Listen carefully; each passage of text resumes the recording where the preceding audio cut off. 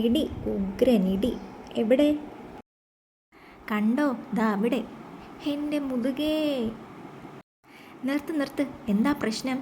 ഞാനൊരു പുതിയ വീട് പണിതു. കയറി താമസം ഇന്നലെയായിരുന്നു. ചങ്ങായിമാരെ മുഴുവൻ ക്ഷണിച്ചു.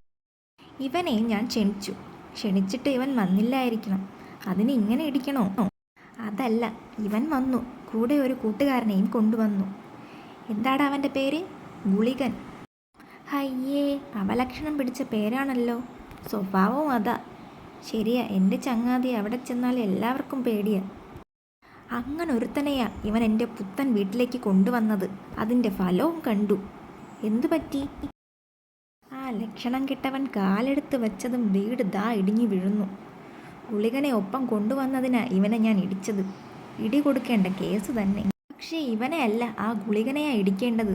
ദുശകന്മാണെങ്കിൽ ഇതുപോലുള്ള സ്ഥലത്ത് വരാമോ? അത് ശരിയാ. ആളെ കാണിച്ചു താ, ഞങ്ങൾ ഇടിച്ച് സൂപ്പാക്കി തരാം. പോടോ, നീ തന്നെ പോയി ഗുളികനെ കാണിച്ചു കൊടുക്ക്. എൻ്റെ ഒരു പഴയ ചങ്ങാതിയാ, വല്ലാതെ ഉപദ്രവിക്കരുത്. അതൊക്കെ സൂത്രം തീരുമാനിക്കും. ഇത്തിരി തടിയുണ്ടെന്നേ ഉള്ളൂ, ആളൊരു പാവമാ. തടിയുള്ള എലിയാണെങ്കിൽ നമുക്ക് 2 പേർക്കും തികയും.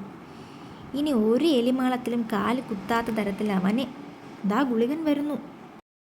എലിമാളത്തിൽ നിന്റെ ഈ പൊണ്ണൻ കാൽ വയ്ക്കരുതെന്ന് ഞാൻ അന്നേ പറഞ്ഞതല്ലേ. ഇനിയിപ്പോൾ ഇടി കൊണ്ടോ?